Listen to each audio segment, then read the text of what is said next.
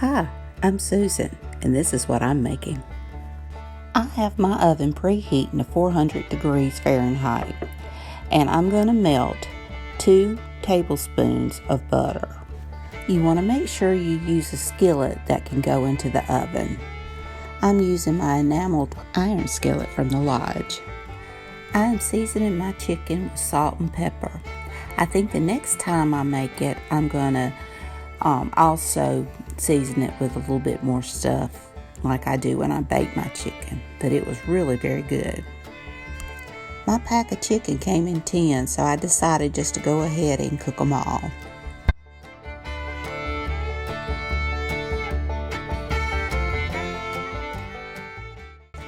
Now I want to brown my chicken on both sides until it's golden.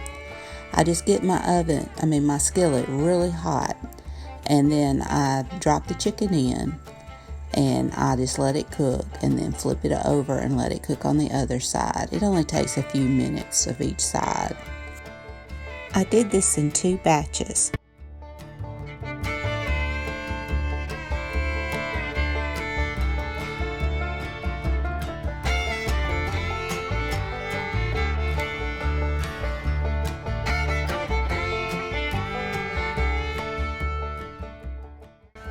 I added a little bit more butter thinking that I needed to do this for my second batch of chicken, but really I didn't need to, I don't think. I think I could have held off putting that butter in there.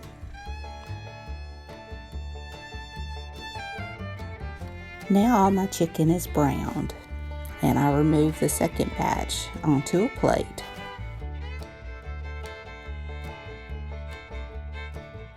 Now I want to add my remaining 2 tablespoons of butter. I probably could have cut back on the butter a little bit, especially since I added that between batches. And I'm going to saute 4 teaspoons of garlic until it's translucent. It won't take just a few seconds. And now I'm adding a cup of chicken stock and a cup of heavy whipping cream. And I'm going to add the juice of a whole lemon. And I'm going to mix that really good until it starts bubbling. Now I'm going to add my chicken back into my skillet.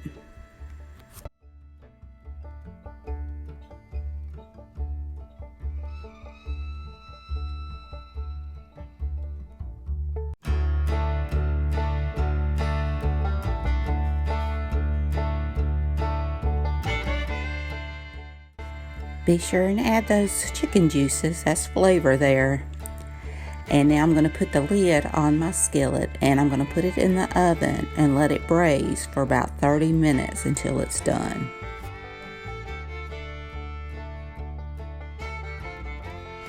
Now my 30 minutes is up and it really turned out good. My family really liked this dish. Look at all that buttery goodness. I never thought I would say it's too much butter, but this time I think it was actually a little bit too much butter. And all the pieces got done. They were really good. And it did cook over in my stove a little bit, so I had to put a pan with water underneath. But this is how it turned out. Doesn't that look good? It was good, I promise you. Well, I hope you enjoyed this video. If you did, please give me a thumbs up. Hit that subscribe button if you haven't. Ring that bell so you can be notified when I upload new videos. Leave a comment. Tell me what you think. And until next time, bye y'all. Oh, and that sauce is great on rice and potatoes.